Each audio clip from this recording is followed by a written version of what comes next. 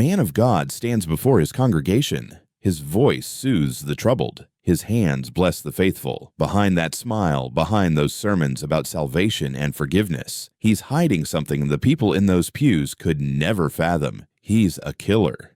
Two best friends, both 17, take a wrong turn on a dark Alabama back road. Hours later, they're found in the trunk of a car, each with a bullet through the skull. Execution style. No witnesses, no arrests. The killer vanishes into the fabric of small-town life. He goes to work, marries, preaches. For 20 years, he believes he's gotten away with it. But DNA doesn't forget, and it doesn't forgive. When the truth finally surfaces, it doesn't just solve a murder, it shatters an entire community's sense of reality, because the man they trusted was the predator they'd been fearing all along. This is the Ozark murders, and this is how a ghost in the jeans brought a monster to justice. Before we dive into one of the most shocking cold case arrests in Alabama history, I need to ask you something. Have you ever taken a wrong turn at night and felt that creeping sense of danger? That moment when familiar roads become foreign, when every shadow feels like a threat. For JB and Tracy, that wrong turn cost them everything. Stick around, because the way this case was finally solved will blow your mind. But first, drop a comment right now. Where are you watching from? And what time is it where you are? I want to know who's riding with me on this dark journey. JB Hilton Green Beasley was 17 years old and absolutely electric. She was a dancer, a cheerleader, a member of the Junior Honor Society, the kind of teenager who didn't just walk into a room, she transformed it. Her family called her a beautiful gift, and anyone who knew her understood why. She had dreams stacked high, college, a career, maybe a family of her own someday. July 31st, 1999 was her birthday. She was celebrating the way any 17-year-old should, with her best friend by her side and a party waiting down the road. Tracy Jean Hallett was JB's constant, loyal, grounded, resilient in ways most teenagers never have to be. She lost her father when she was just 4 years old, a tragedy that shaped her into someone who understood the fragility of life and the importance of the people you love. She and her mother, Carol, shared a bond that went deeper than most. That night, Tracy was the responsible one, the friend who made sure they stayed safe, who called her mom when they got lost, her voice calm and reassuring. This was small-town Alabama in the summer of 1999. Life moved slower. The air was thick with humidity and the hum of cicadas. For JB and Tracy, the world was wide open. High school was ending. The future was beginning. They were on the cusp of everything. They had their whole lives ahead of them. College, careers, love, families. All of it, stolen in a single night. That evening, they climbed into JB's black Mazda with the windows down and music playing. There was laughter, excitement, the kind of freedom that only comes when you're young, and the night belongs to you. They were headed to a birthday party just a short drive away. Nothing out of the ordinary, nothing dangerous. But somewhere along those dark, winding back roads, they made a wrong turn. These weren't just names in a case file. They weren't statistics or headlines. They were daughters who kissed their parents goodbye, friends who shared secrets and dreams. They were real. They mattered. And what happened to them that night would haunt their families, their town, and an entire state for more than 2 decades. The night started like any other teenage adventure. JB and Tracy left Dothan in JB's black Mazda 929, headed for a birthday party in a neighboring town. The roads were dark, winding through rural Dale County where streetlights were sparse and GPS didn't exist. Somewhere along the way they got lost. They ended up in Ozark, a small town about 20 miles from home. At 11:20 p.m., surveillance cameras at the Big Little Store, a Chevron gas station on East Broad Street, captured them pulling in. The footage shows them asking a woman for help. They needed directions. A few minutes later, Tracy stood at a payphone outside the station. She dialed her mother. Her voice was calm, reassuring. She explained they'd gotten lost, but had just received directions back to U.S. Highway 231. They were fine. They'd be home soon. No panic, no fear. Just 2 girls ready to head home. That call to her mother would be the last time anyone heard from them alive. When morning came, JB and Tracy hadn't returned. Their families called each other, checked with friends, retraced possible routes. Nothing. By midday, full-blown panic had set in. They reported the girls missing. A search began. Around the same time, police in Ozark noticed a black Mazda parked on Herring Avenue, a quiet, isolated road less than a mile from the gas station. The car was caked in mud. The gas tank was nearly empty. The driver's side window was partially rolled down. The doors were unlocked. Officers approached cautiously. Inside, they found the girls' purses, their jewelry, their cash. Everything was still there, untouched. This wasn't a robbery. The keys were missing. The car had clearly been driven off-road. Mud splattered across the body. Dirt packed into the wheel wells. Something was very, very wrong. Then came the decision that would confirm every parent's worst nightmare. An officer moved to the back of the vehicle and popped the trunk. Inside were J.B. Beasley and Tracy Hallett. Both had been shot once in the head, execution style. A single 9mm shell casing rested on Tracy's leg, a cold brass marker of the violence that had ended their lives. The scene was devastating. Mud on their clothes, scratches from briars on their skin. They'd been outside the car, somewhere in the woods, before being forced into that trunk. The killer had driven them to this secluded spot and left them like discarded evidence. Two girls who'd simply taken a wrong turn were now at the center of a murder case that would haunt Alabama for decades. If this case is already getting under your skin, hit that like button and subscribe, because the investigation that follows is a masterclass in how not to solve a murder. The crime scene told a disturbing story. The mud caked on the car, the briar scratches on the victim's clothing. The evidence was clear. J.B. and Tracy had been murdered somewhere else, in the woods, and their bodies transported to Herring Avenue. The car had been driven off-road through rough terrain before being abandoned. But investigators had something powerful, something that should have cracked the case wide open. Semen was found on J.B. Beasley's clothing and skin. A DNA profile was extracted, a genetic fingerprint of the killer, invisible to the eye but undeniable in a lab. This was the key. The answer was right there, locked in those molecules. The problem? In 1999, DNA databases were limited, and public pressure was crushing. The town of Ozark wanted answers. Parents wanted justice. The media circled like vultures. Police were desperate to make an arrest. 1 month after the murders, they thought they had their man. Johnny William Barentine, a 28-year-old local mechanic, was arrested and brought in for questioning. The interrogation was long, relentless, and then he confessed. He claimed he'd witnessed another man kill the girls. He gave details, names, a story, but there was a problem. His story kept changing. The details didn't line up, and when pressed, Barentine finally admitted the truth. He'd made the whole thing up.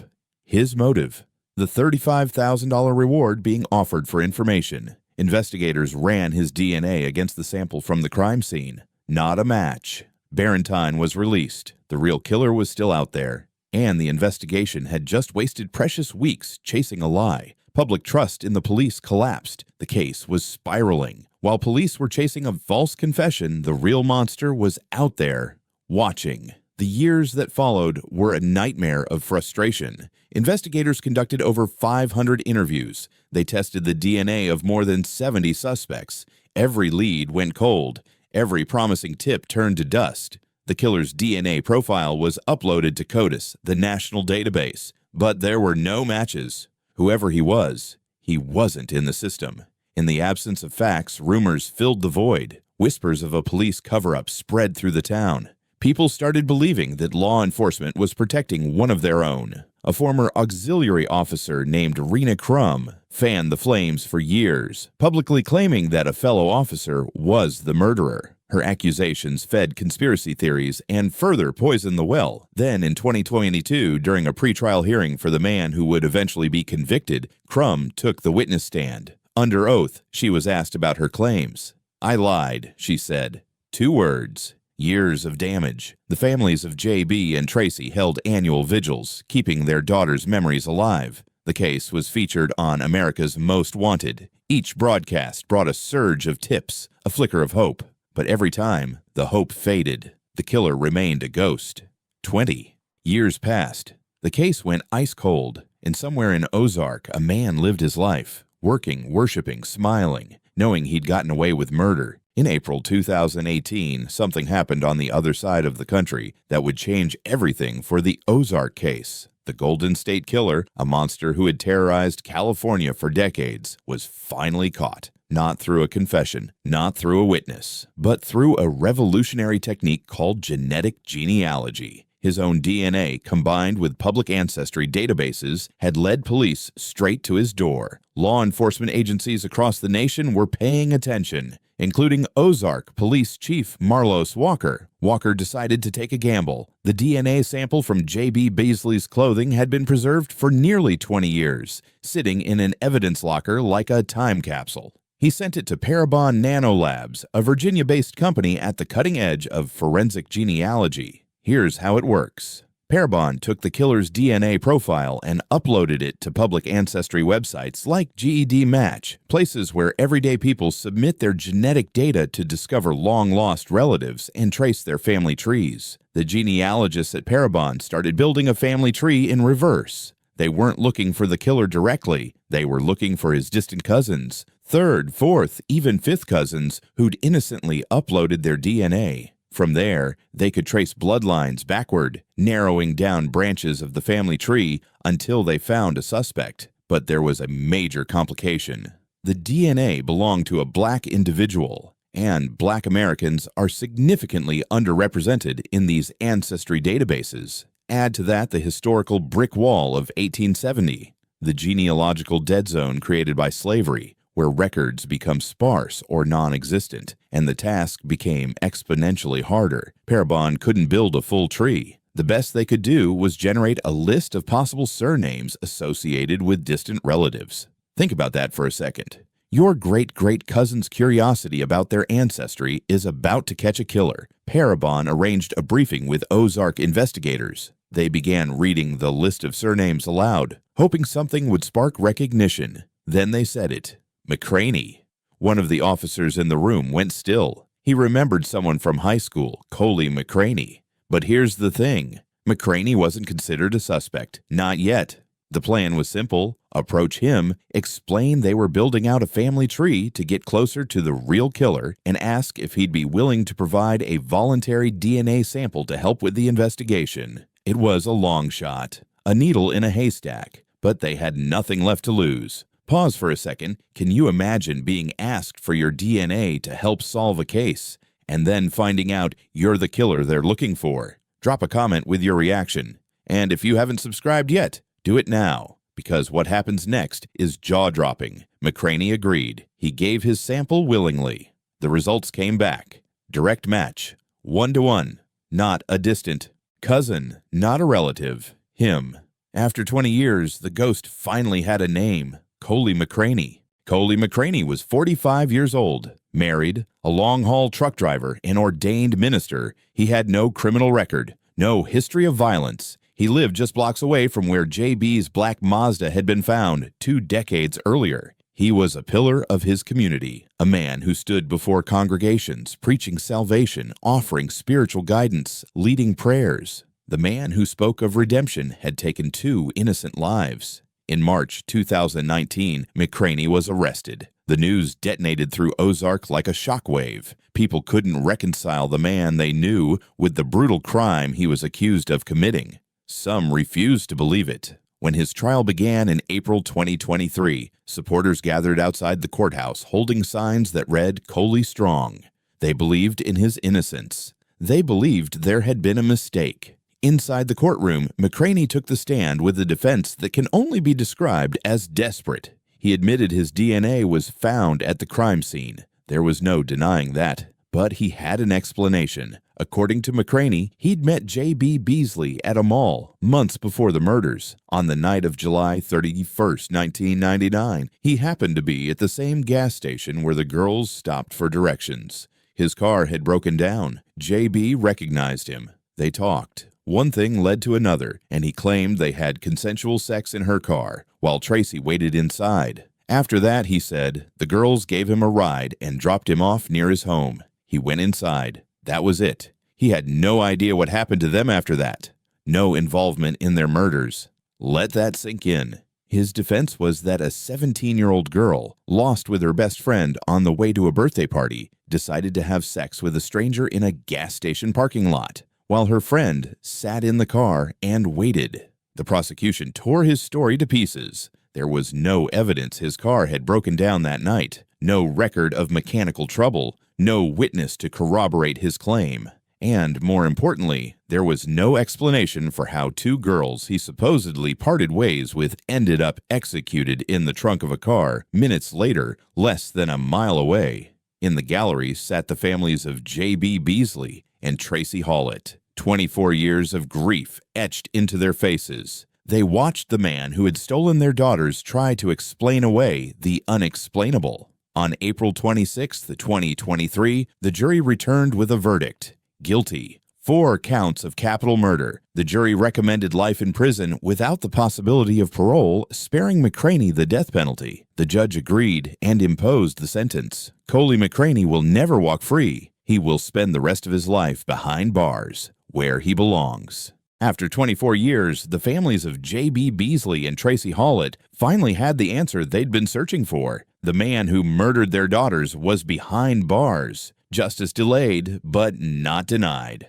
The conviction of Coley McCraney marked a turning point, not just for this case, but for law enforcement across the country. Genetic genealogy has breathed new life into cold cases that once seemed unsolvable. It's given hope to families who thought they'd never see justice. It's proven that no matter how much time passes, science can reach back through the years and pull the truth into the light. But this case also exposes the devastating cost of investigative failures. The wrongful arrest of Johnny Barentine, the years wasted chasing conspiracy theories and false leads, the erosion of public trust. All of it gave a killer more time to live freely, to blend into society, to hide behind a mask of normalcy. The Ozark murders teach us something deeply unsettling. Monsters don't always hide in the shadows. Sometimes they hide in plain sight, behind a pulpit, a smile, a normal life. For 2 decades, Coley McCraney went to work. He married. He raised a family. He preached sermons about morality and faith,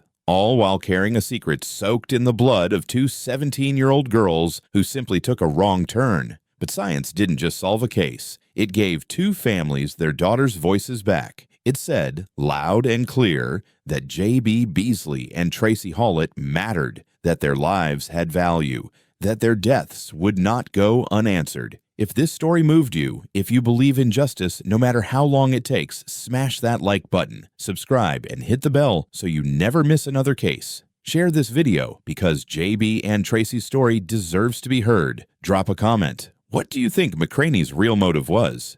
And what other cold cases should I cover next? Sometimes the truth is buried for decades, but DNA doesn't lie, and neither do the dead.